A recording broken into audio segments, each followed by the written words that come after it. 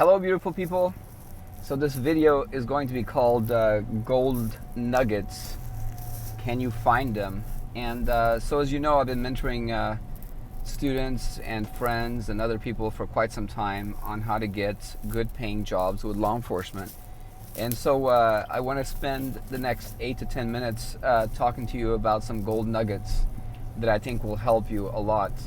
So we just started the semester, and I spent a lot of time in the classroom with young minds who just graduated high school, also returning students who are looking for a career change, etc., etc. But whatever their reasons, is what I'm finding a commonality is that they're always looking for a good paying career, right? A well paying career.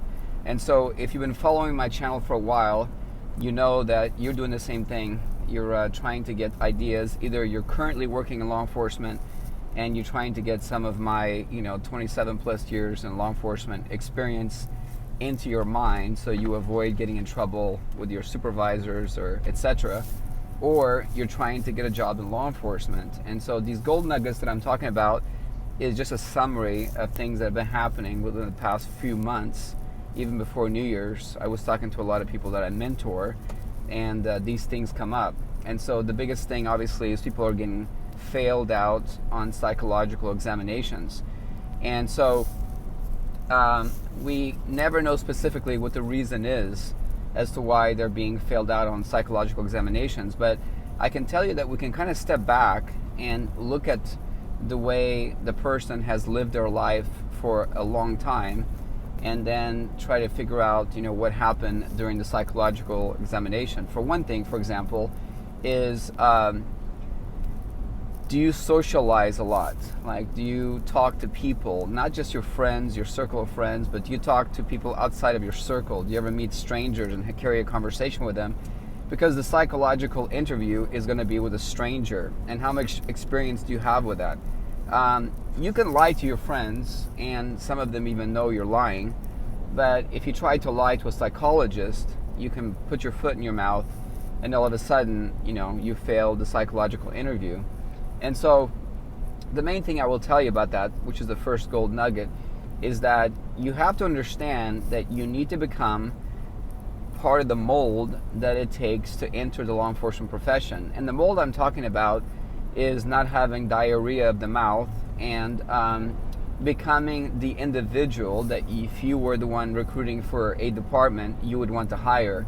I'm talking about a confident individual with good eye contact, a person who listens, a person who smiles when it's appropriate, doesn't interrupt, a person who didn't really hang out with the wrong crowd growing up. You gotta be really careful about that kind of stuff, disclosing stuff that is not even been disclosed. You gotta be careful. In one of my videos, I talk about this. Again, you're trying to make an impression on the psychologist that you're a balanced, level-headed, mature, outgoing, social, individual who is looking to serve as a public servant for a law enforcement agency, in that atmosphere, and you're going to be a really good fit.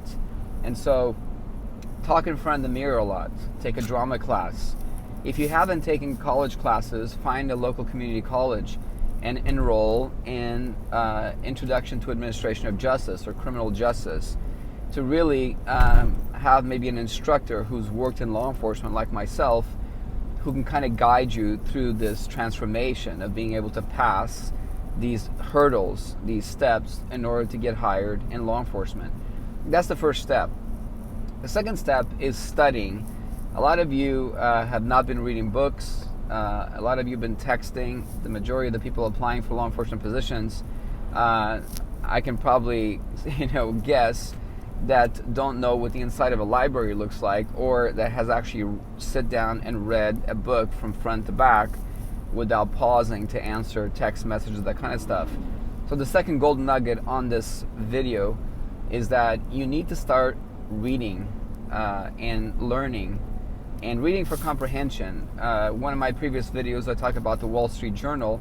Not that I want you to be reading news, but that I want you to understand that the Wall Street Journal has some of the best editors in the world and that each story gets edited, 15, 20 times before it goes to press, before it gets published.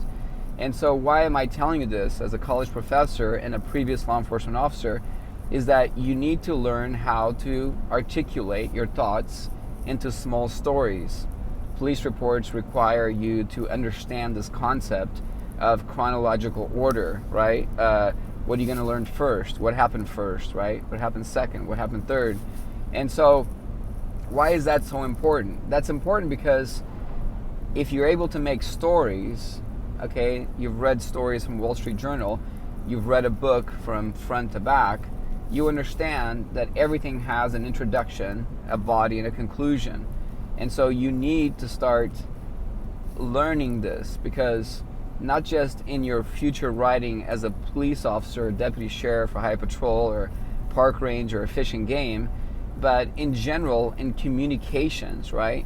In communications, you basically will have them asking you to tell them a story. In these job interviews, they're going to give you a critical thinking skill, or a question, a scenario, and they want you to generate a story. So you can't just jump all over the board and appear to be unorganized. You have to organize your ideas in your mind and then demonstrate critical thinking skills. Do you understand what is being asked?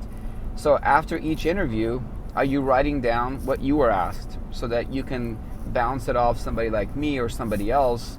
Did I answer that correctly, right? Did I answer that? And it goes back to the original gold nugget on the psychological examinations where, what did the psychologist ask of you and what did you answer? The only way for me to be able to analyze that is for you to write it down so that you can memorize it and then you can bounce it off of me and others, right?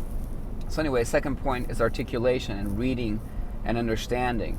The other thing is when you take these college courses or university courses, preferably college, because you want to have an instructor who has been in a patrol car, who has had to make arrests, who has had to make critical decisions, very on a split-second decisions. They're going to be able to pass, like I do in the classroom, ideas to you so that you can then use those ideas when you try to get a job in law enforcement, right? I know a lot of you are eager to go from 0 to 100. You want to get promoted tomorrow. You probably want to get promoted before you get hired, that type of thing. And that's not how it works. You got to be able to put your time into these positions and then earn whatever it is that's coming to you. So those of you listening to this channel, if you're already in law enforcement, you know that there's obstacles even when you get into the job, right? You have to be careful which supervisor you talk to or open up to, because some of them are just waiting to write you up whenever you make a mistake, right? Other supervisors might be more like a mentor, a parent figure, where they basically teach you about the mistake, you learn a life lesson, and then you move forward and better yourself. And then the last point on this gold nuggets, because I want to keep this video short, is that you have to apply to as many agencies as possible all at once. I know that for what I just recently was talking to one of my mentees, it takes money to apply to agencies. Well, it's free to apply to agencies.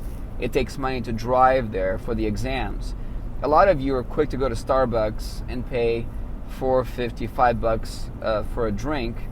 You're quick to go to a concert and blow $200, $300, $400 or more to watch your favorite singer. But when it comes to putting gas in your car to go to an actual job interview, to go to take a written exam, a physical exam, a psychological exam, a medical exam for these agencies, you basically are now putting in the effort. You come up with every excuse on the book why you're not doing it, why you're not applying to more than one agency. I often talk to people, and a lot of times they're basically telling me, oh my gosh, I just got turned down. I said, well, how many agencies did you apply with? I applied to just 1 or 2. Some of you are living in fantasy world if you think that applying to 1 or 2 agencies is going to get you hired in the short amount of time that you have. And I say short because in the very beginning you're anxious, you want to go do it. So the gold nugget that I'm trying to demonstrate, this last gold nugget, is that you need to readjust your focus to what it is that you're trying to do. If you lack maturity, and I often don't say this, but if you lack maturity when you graduate high school, you probably need to go into the military so that you can gain maturity, right? Again, this is not for everybody. Some of you, are anti-military. I understand that, but you have to work on your faults. You have to work on building your skills so that you can and will get a job in law enforcement. In closing this interview or this video, I'm going to say this. Some people play the lottery their entire lives and never win. I can't say some people, I would say the majority of people, right? Law enforcement right now is paying some of the highest hiring bonuses and salaries that I have seen my entire life. I've been around for quite a while, and I can tell you that I have never seen salaries this high. Officers are making $10,000 plus a month, okay? Think about this, $120,000 a year. In 10 years, you surpass making $1 million. And when you retire, some of the best retirement systems in California are in the public sector, public employee retirement system. So some people are relying on 401k, which is tied to the economy. 401k is fluctuating, where if you work for a government entity, federal government, state government, then when you retire, you get a state pension, and that's money in the bank. That's not like playing a lottery and hoping that you can win. The odds are 350 million to 1 that you're going to win, right? But instead, you need to focus your energy, your efforts, your dedication, and be resilient about this in a career that is going to pay you well, and then when you retire is going to take great care of you and your family. So I'm going to conclude the video. If you have any ideas of other topics that you want me to discuss, please put them in the comments and I will certainly produce some. I love you guys. I care about you guys. If you haven't already, subscribe to my channel. Click the like button so that you're notified. It shows the algorithm that it helps my algorithm that you guys are interested in the topic. And again, the information that I share in this channel is to help you become successful in your career goals, in law enforcement, in corrections, in judicial, in law school, etc. So I hope that you apply some of these skills that I'm sharing with you to your life so that you can improve your future and have a prosperous future. Thank you for listening, and take great care of yourselves.